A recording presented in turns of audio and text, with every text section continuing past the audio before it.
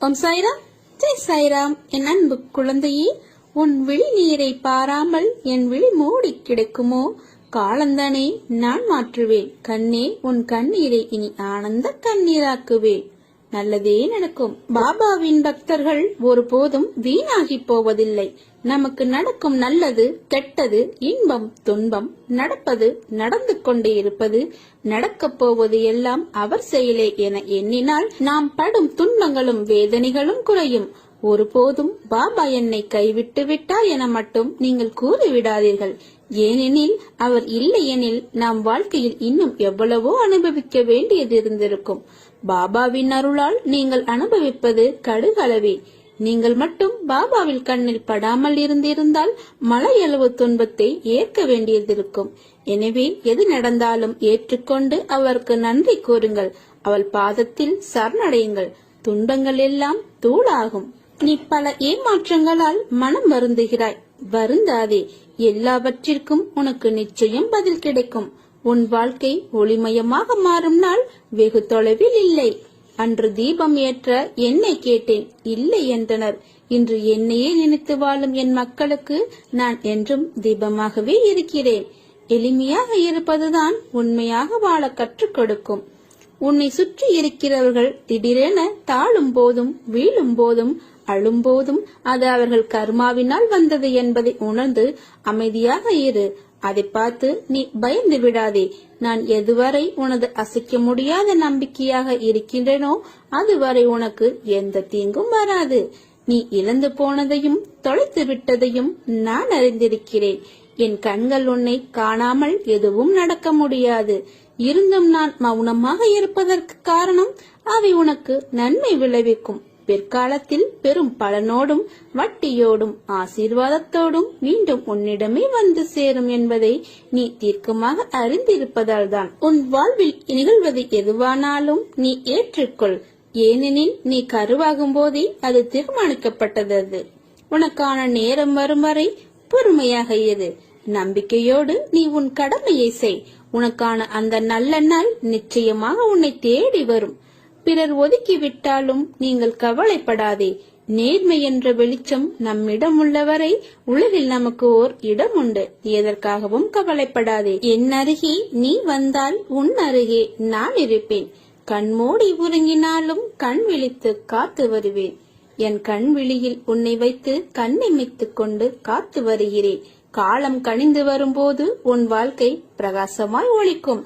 சாய் நாமம் ஒன்றே போதும். சங்கடங்கள் பனியாய் உருகி சந்தோஷம் மழையாய் குவியும். துன்பத்தில் உழல்வோர்க்கு உதவி செய். அதுதான் உன் கடமை. இன்பம் துன்பம் மாறி மாறி வரும். ஆனால் நிலைத்திருப்பது இல்லை. எதிராளி 10 வார்த்தை பேசினால் பதிலுக்கு ஒரு வார்த்தை பேசு. எது வந்தாலும் எதிர்த்து நின்று போராடு. நடப்பதெல்லாம் நன்மைக்கே. அன்பு என்றும் அனாதை இல்லை. அன்பை அது உரியவரிடம் செலுத்து. அன்பு என்றும் அனாதையாகாது. நீ விரும்பிய வாழ்க்கையை வாழப் போகிறாய். உன்னோடு நான் இருப்பதை உணர்ந்து கொள்ளும் நேரம் வரும். இனி கலங்காதே. எந்த சூழ்நிலையிலும் கைவிட மாட்டேன். அப்பா நான் இருக்கிறேன். எந்த சிக்கலும் உன்னை சிதைக்க வந்தது அல்ல என்பதை நீ உணர்ந்து கொள். அது உன்னை செதுக்க வந்ததே. யார் வந்து எதை கேட்டாலும் உன்னிடம் இருப்பதை இல்லை என்று சொல்லாமல் இந்தா என்று அள்ளி கொடுக்கும் உனக்கு நான் உனக்கு அள்ளி அள்ளி கொடுப்பேன். உன்னிடம் உள்ள எல்லா பிரச்சனைகளுக்கும் தீர்வு ஒன்று இருக்கிறது. நம்பிக்கை என்பது இறுதியில் ஒன்றின் மீதுதான் இருக்க வேண்டும். பாபா நமக்குள் உறுதியாக நிலைநிறுத்தப்பட்டு விட்டால் வேறு எங்கு செல்வது என்ற கேள்வியே ஏன் எழப்போகிறது? பாபாவிடம் சரணடைவது ஒன்றே எல்லா பிரச்சனைகளுக்கும் தீர்வு. உன் வீட்டிற்கு நான் பணமாகவோ பிரச்சனைக்குரிய தீர்வாகவோ வரப்போகிறேன். கஷ்ட காலம் ஒரு மனிதனை தனக்கே அறிமுகம் செய்து வைக்கிறது. நான் உன் அருகிலேயே தான் இருக்கிறேன். கவலை கொள்ளாதே. உன் கஷ்டத்தை நான் தூளாக்கப் போகிறேன். செயல் புரியும் கடமை மாத்திரம் என்னுடையது. பலனை அளிப்பவர் எல்லாம் வல்ல இறைவன் என்னும் திடமான நம்பிக்கை எவரிடம் உள்ளதோ அவருடைய செயல்கள் அனைத்தும் நிச்சயம் வெற்றியடையும். ஏனென்றால் நம்மை செயல்படுத்துவது நம் பாபா. அவர் மீது நம்பிக்கை வைத்து முழுமையாக சரணாகதி அடைந்தால் அவர் நம்மை காப்பார். நீ எங்கிருந்தாலும் நான் உன்னுடன் இருப்பேன். உன்னுடன் மட்டும்தான் இருப்பேன். இந்த சாயப்பா உன்னை விட்டு எங்குமே நீங்கி போக மாட்டேன். உன்னை எனக்கு ரொம்பவே பிடித்திருக்கிறது. உன் கூடவே நான் இனி இருக்கப் போகிறேன். பல ரூபங்களில் பல வடிவங்களில் நான் உன்னிடம் வந்து சேரப்போகிறேன். உன்னுடைய இன்ப நிலையை நான் தக்க வைக்கப் போகிறேன். நீ துன்ப சுமையை சுமக்கிறாயே, உன்னுடைய இன்ப நிலையெல்லாம் நீங்கி துன்ப சுமையை நீ இப்போது சுமந்து கொண்டிருக்கிறாயே, அனுபவிக்க இன்னும் என்ன இருக்கிறது என்ற அளவில் நீ துன்பத்தின் எல்லை வரை சென்று வந்து விட்டாய் அல்லவா? வெறுமையாய் இப்போது நின்று கொண்டிருக்கிறாய். என் சன்னதியில் எனது முகத்தை நீ உற்று பார்த்து அழும்போது என்னால் தாங்கிக் கொள்ள முடியவில்லை. உன்னை நான் கண்டு கொள்ளவில்லை என்று நினைக்காதே. உன்னை நான் கரிசனத்தோடு தான் நான் பார்த்து கொண்டிருந்தேன். நீ சொல்வதையெல்லாம் நான் கேட்டுக்கொண்டிருந்தேன். உனக்கு என்ன பதில் சொல்லலாம் என்று யோசித்து கொண்டிருந்தேன். ஒவ்வொரு முறையும் உன்னை தைரியப்படுத்தி கொண்டு நான் வருகிறேன் என்பதை நீ நினைவுபடுத்திக்கொள். இன்னும் நீ கடந்து போக வேண்டிய தூரம் கொஞ்சம் இருக்கிறது. அதுவரை எல்லையற்ற பொறுமையோடு தீவிர நம்பிக்கையோடு உனது சுமையின் கணம் தெரியாமல் இருப்பதற்காக எனது நாமத்தை நீ உச்சரித்தபடி இருக்க வேண்டும் என் தங்கமே. நான் சொல்வதை நீ கவனித்தாயா? என்னுடைய நாமத்தை நீ உச்சரித்து கொண்டே இரு. உன்னுடைய துன்பங்கள் உனக்கு லேசாக தெரியும், பெரிய கஷ்டமாக தெரியாது. நான் மிச்சதை பார்த்து கொள்கிறேன். நீ என்னுடைய நாமத்தை மட்டும் உச்சரித்தபடியே இரு. எனது சத்தத்தை உணர்வுள்ளதாக நீ மாற்றி காமி. நீ கவனித்து கேட்டு அதன்படி நடந்து கொள். அப்போது உனக்கு பல விதங்களில் ஆறுதல் கிடைக்கும். பல விதங்களில் துன்பங்கள் தெரித்து ஓடிவிடும். நீ எதற்குமே கவலைப்படாதே. நான் உன் கூடவே தானே இருக்கப் போகிறேன். உன் கூடவே எப்பொழுதுமே இருப்பேன். இருந்து கொண்டும் இருக்கின்றேன். எது வந்தாலும் நான் பார்த்து கொள்கிறேன். எல்லாவற்றையும் நான் பார்த்து கொள்கிறேன். நீ எதை பற்றியுமே கவலைப்படாதே. எது வந்தாலும் நான் உனக்கு அருள் செய்ய காத்து கொண்டிருக்கிறேன். என் பிள்ளையின் நலனே எனக்கு முக்கியம். நீ செய்ய வேண்டியது எல்லாம் என்னுடைய நாமத்தை மட்டும் உச்சரித்தபடியே இரு. எவ்வளவு கனமானதாக இருந்தாலும், உன்னுடைய பிரச்சனை எவ்வளவு கனமானதாக இருந்தாலும் பஞ்சுமெத்தை போல லேசாக ஆகிவிடும். அந்த நொடி என் நாமத்தை சொன்னால் பஞ்சுமெத்தை போல உன்னுடைய பிரச்சனை எல்லாமே தீரப்போகிறது என்று அடிவில் லேசாக மாறிவிடும் என் தங்கமே. இப்பொழுதே இந்த நொடியே என்னுடைய நாமத்தை நீ ஜெபிக்கத் தொடங்கு. உன் பிரச்சனை பனி போல உருகப் போவதை நீ பார்த்து ரசிக்கப் போகிறாய். என்னுடைய இரு கண்கள் உன்னிடம் இப்போது பேசப் போகின்றன. என் கண்களை மௌனமாக இருந்து நன்றாக உற்று பார்த்து கொண்டே இரு. என் கண்கள் இரண்டும் உன்னுடன் பேச தயாராகிவிட்டன. உன் செவிகளை நீ தயார்படுத்திக்கொள். துன்பமே இல்லாட்டா இன்பத்தை உன்னால உணர முடியுமா? காலம் முழுவதும் இன்பமாக இருப்பவர் யார் என்று முடிந்தால் சொல். கற்பனை என்ற போர்வையில் ஒளிந்திருக்கும் நம் நிறைவேறாத ஆசைகள் நிறையவே இருக்கின்றன. ஏக்கத்தோடு காத்திருக்கும் இதயத்திற்குத்தான் தெரியும் ஏமாற்றத்தின் வழி எவ்வளவு பெரியதுன்னு. வாழ்க்கையில மிகச் சிறந்த பொக்கிஷம் சரியான நேரத்தில் கிடைக்கும் ஆறுதலும் மாறுதலும் தான். முதல்ல நீ எல்லாத்துக்குமே வருத்தப்படாத. எதையுமே பெருசா நினைச்சு வருத்தப்பட்டுக்கிட்டே இருக்காத. அதற்காக நீ அழவும் கூடாது. உன் மனசாட்சிக்கு பயந்து நடந்தா போதும். உன் மனசாட்சி இது தப்புன்னு சொன்னா அப்ப மட்டும் எல்லாமே குற்றமாக பாரு. மற்றவற்றையெல்லாம் நீ குற்றமாக கருத வேண்டாம். தோல்வி வரும்போதும் தூண்டு போகக்கூடாது. உனக்கு நீ துன்பத்தையே பெரிதாக நினச்சிக்கிட்டு இருப்பதால் தான் உனக்கு இப்போ வர இன்பம் எல்லாமே உனக்கு தெரிய மாட்டேங்குது. உனக்கு வரும் துன்பத்தை பெருசாக நினச்சி இன்பத்தை இழந்துக்கிட்டு இருக்க நீ. உனக்கு நிறைய வாய்ப்புகளும் காலங்களும் நிறையவே இருக்குது. அவற்றை உனக்கு சாதகமாக மாற்றிக்கொள்வதற்காகத்தான் நான் உனக்கு சின்ன சின்ன பிரச்சனைகளை இடைஞ்சல்கள் எல்லாம் கொடுத்தேன். அப்படி சின்ன சின்ன சறுக்கல்கள் என்பதை நீ உணர்ந்து புத்துணர்ச்சியோடு எழுந்து நடமாடுன்னு வச்சுக்கோயேன். நிச்சயமா உன் வாழ்க்கையில உன்னை அடிச்சுக்கிறதுக்கு யாருமே கிடையாது. நான் உன்னை பார்த்துக்கிட்டு இருக்கேன். மௌனமாக தான் பார்த்துக்கிட்டு இருப்பேன் நீ நினச்சிக்கிட்டு இருப்ப. உனக்கு மௌனமாக பார்த்துக்கிட்டு இருப்பதாக தெரிந்தாலும் உனக்கு பல வடிவங்களில், அதாவது உயிருள்ள பல வடிவங்களில் உன்னோடு நான் பேசிக்கொண்டு தான் இருக்கிறேன் என்பதை நீ உணர்ந்துக்கோ. ஒரு கஷ்டமான நிலையை சந்திக்கும் போது மனம் உடைஞ்சு போகக்கூடாது. பொறுமையோட அது என்ன நடக்குதுன்னு என்பதை நீ கவனிக்கணும். முழுமையாக அதை பற்றி நீ தெரிஞ்சுக்கணும். கவனித்த வண்ணம் அப்படியே இருக்கணும். ஏனென்னா என்னுடைய குழந்தைகளையும் பக்தர்களையும் எப்படியாவது நான் காப்பாற்றுவதே என்னுடைய முழு கடமையா நான் வச்சிருக்கேன். பற்றினி தவிர கோபத்தையும் ஒரு மனிதன் அடக்கியே ஆளணும். அப்படி அடக்காட்டா அது எங்கே போய் முடியும்னு சொல்லவே முடியாது. ஏன்னா கோபமே முதல்ல துயரத்துக்கு காரணம். அப்படி வர துன்பத்தால் நீ எதையெல்லாம் சாதிச்சேன்னு நினச்சிப்பாரு. உனக்கு கோபத்தால் துன்பம் வரும். அப்படி துன்பம் வந்தால் உன்னால் மகிழ்ச்சியாக இருக்க முடியாது, இன்பத்தை அனுபவிக்கவே முடியாது. கோபத்தை வென்றவன் துக்கப்படவே மாட்டான். கோபம் இருக்கும் வர மனிதனுக்கு அமைதியும் மகிழ்ச்சியும் இருக்காது. எனவே வாழ்க்கையில் அமைதியும் சந்தோஷமும் பெறணும்னு நினச்சிக்கோயேன். அவன் முதல்ல கோபத்தை விட்டொழிக்கணும். பகவான் அனைவருடைய ஆழ்ந்த ரகசியங்களையுமே பாபா நிச்சயமாகவே அறிவார். பாபாவின் தரிசனத்தை பெற்றதால் மக்கள் மிகவும் பெரிய அளவில் பயனடைஞ்சாங்க தெரியுமா? பலர் ஆரோக்கியமும் நலமும் பெற்றாங்க. தீயவர்கள் எல்லாம் நல்லவர்களாக திருந்தினாங்க. பலர் வாழ்வில் நினைத்து பார்க்க முடியாத அளவிற்கு உயர்ந்த நிலையை அடைஞ்சாங்க.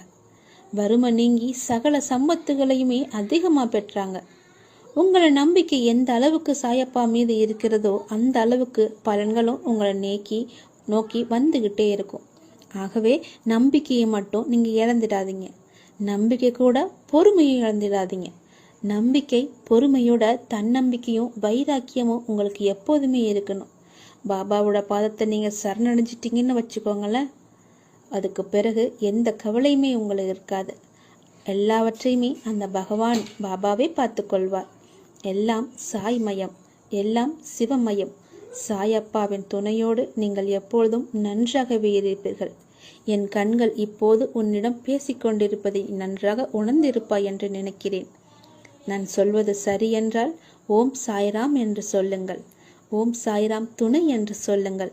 நிச்சயமாகவே என் துணை உனக்கு எப்போதுமே இருக்கும். உன் ஆயுள் முழுவதும் என் துணை இருந்து கொண்டே இருக்கும். எத்தனை ஜென்மங்கள் எடுத்தாலும் என் துணையோடு நீ இருப்பாய். ஜென்மம் எடுத்தாலும் என் துணை உனக்கு எப்போதுமே உண்டு என்பதை மட்டும் நீ மறந்து விடாதே என் தங்கமே. உலகம் என்று ஒன்று இருப்பதால் தான் மனிதர்கள் இருக்கின்றனர். அந்த மனிதர்கள் எல்லோருமே நல்லவர்களாக இருக்க முடியாது. சில பேர் நல்லவர்களாகவும், சில பேர் தீய எண்ணம் கொண்டவர்களாகவும், சில பேர் யாருக்கும் எந்த துரோகமும் செய்யாமல் நடுநிலையாக இருப்பவர்களாகவும் இருப்பார்கள். உன்னை முதுகில் குத்துபவர்களை கண்டு நீ வேதனைப்படாதே.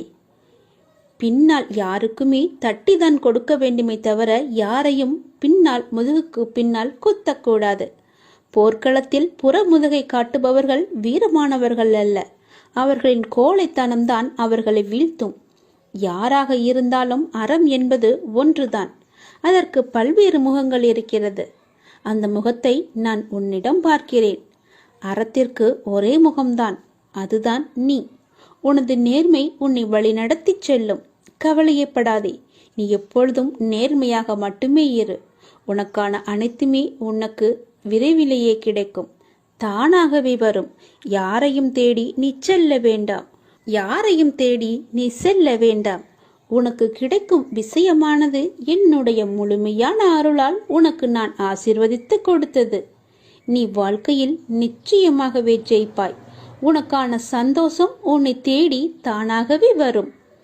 தானாக வரும் காற்றை உன் மூச்சிலேயே கலக்கப் போகிறது.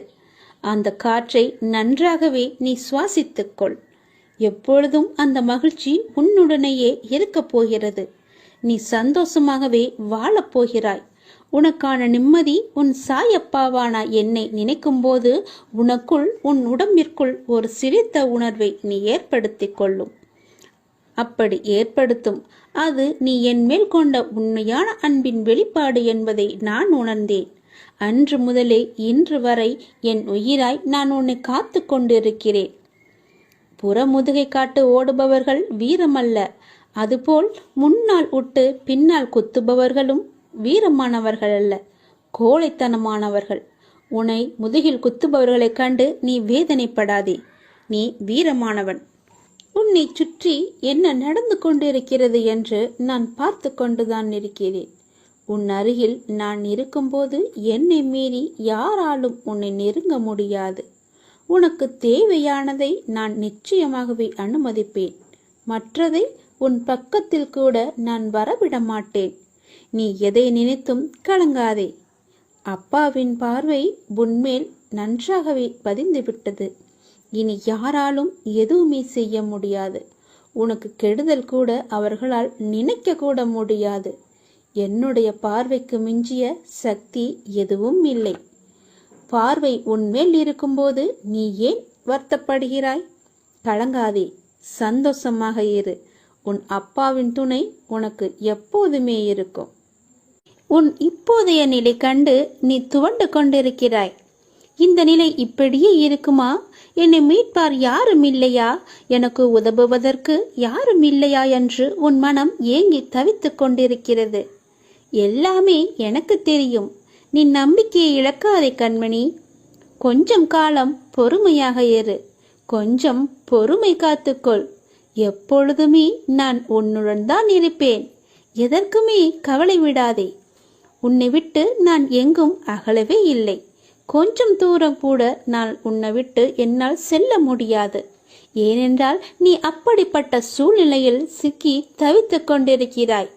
உனக்கே என்ன ஆகிவிடுமோ என்ற பயம் உன் மனதிற்குள்ளே ஆணி வேறாக அச்சாணி போட்டு அமர்ந்திருக்கிறது. முதலில் நான் இருக்கிறேன் என்று நீ நம்ப வேண்டும். உன்னுடைய நிலை இந்த நிலை இப்படியே இருக்கும் என்று எண்ணுகிறாய் அல்லவா? கவலைப்படாதே. இந்த நிலை நிச்சயமாகவே மாறும். நீ சந்தோஷமாகவே இருப்பாய். ஏனென்றால் நான் உன் அருகிலேயே இருந்து கொண்டிருக்கிறேன். உன்னை நான் என் இரு கண் கொண்டு பார்த்து கொண்டே இருக்கிறேன். நீ என்னுடைய இரு கண்களையும் பார். அதில் உனக்கு ஒரு உயிரோட்டம் தெரிகிறதா என்று சொல். அப்படியென்றால் நான் உன்னுடனே உன்னை சுற்றிதான் நான் இருந்து கொண்டிருக்கிறேன் என்று அர்த்தம். என் கண்கள் கூட உன்னிடம் பேசும். நான் மௌனமாகவே இருக்கிறேன் என்று நீ புலம்பாதே.